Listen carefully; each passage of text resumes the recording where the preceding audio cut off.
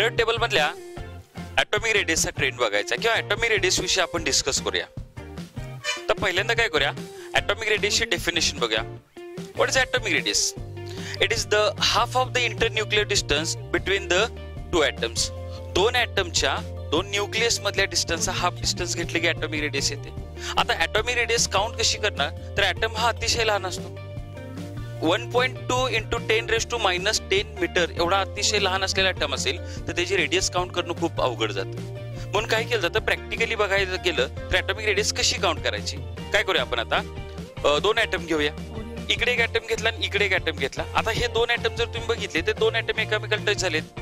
आता या ॲटमच्या centre, न्यूक्लियसच्या centre पासून या ॲटमच्या न्यूक्लियसच्या सेंटर पर्यंत एक लाईन ड्रॉ केलं आणि हे जर distance मोजलं, say this distance is known as a internuclear distance and half of this internuclear distance is your atomic radius. आता हे झाले atomic radius, हे थोडंसं बाजूला ठेवूया. बघा आता आपण काय करूया, नवीन एक रेडियस बघायचे, that known as a covalent radius. What is covalent radius? Name itself indicates it is the half of the internuclear distance between two covalently bonded atoms. दोन ॲटम घेतले आपण, दोन ॲटम काय करूया आता, कोव्हॅलंट बॉन्डना अटॅच केलेत. आता कोव्हॅलंट बॉन्डना अटॅच केलेत म्हणजे काय, दोन ॲटम मध्ये कोव्हॅलंट बॉन्ड झालेला आहे.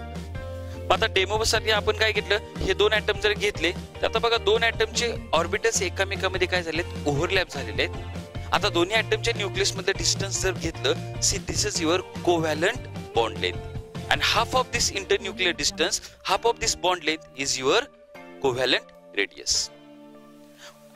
एक्झाम्पल घ्यायचं म्हटलं तर आपण एक्झाम्पल घेऊया फ्लोरीनचं. ते फ्लोरीनचं इंटरन्यूक्लियर डिस्टन्स असेल दॅट इज 198 पिकोमीटर. मग त्याची कोव्हॅलंट रेडियस किती आली, 99 पिकोमीटर. आता हा फ्लोरीनची कोव्हॅलंट रेडियस आणखी थोडीशी बाजूला ठेवा इकडं.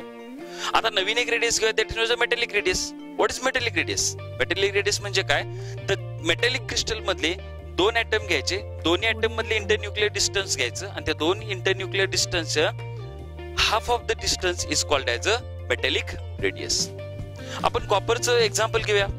कॉपरचं मेटॅलिक रेडियस कशी काउंट करायची, दोन कॉपरचे ॲटम घ्यायचे, दोन कॉपरच्या ॲटमच्या दोन्ही न्यूक्लियसच्या सेंटर मधलं डिस्टन्स किती असणार आहे, 256 पिकोमीटर असणार आहे. आणि हाफ ऑफ दिस, हाफ किती येतं, 128 पिकोमीटर येतं. आणि this is your metallic radius. आता मेटॅलिक रेडियस सुद्धा थोडा वेळ बाजूला ठेवूया.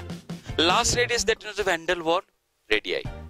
आता व्हॅन डर वॉल रेडियाई कुठं काउंट करायची, असे दोन ॲटम्स की ज्यांच्यामध्ये बॉन्डिंग नसतं, ज्यांच्यामध्ये शेअरिंग ऑफ इलेक्ट्रॉन होऊ शकत नाही. For example noble gases, example घ्या निऑनचं. आता निऑनचे दोन ॲटम जेवढे शक्य होतील तेवढे एकत्र घ्यायचे. ते एकामेकाला टच पण होणार नाहीत, एकामेकामध्ये त्यांचे ऑर्बिटल ओव्हरलॅप पण होणार नाहीत, because this is a inert gas, inert element. ते एकामेकामध्ये कंबाईन होणार नाहीत, पण ते एकामेकाच्या ॲज जवळ जेवढे शक्य असेल तेवढे जवळ घेऊया. आता दोन्ही न्यूक्लियस मधलं डिस्टन्स काउंट करूया आणि half of this internuclear distance is known as a van der Waal radius. आता आपल्याकडे चार रेडियस आले बघा, atomic radius, covalent radius, metallic radius and van der Waal radius. Out of this atomic radius is always greater than the covalent radius and the metallic radius.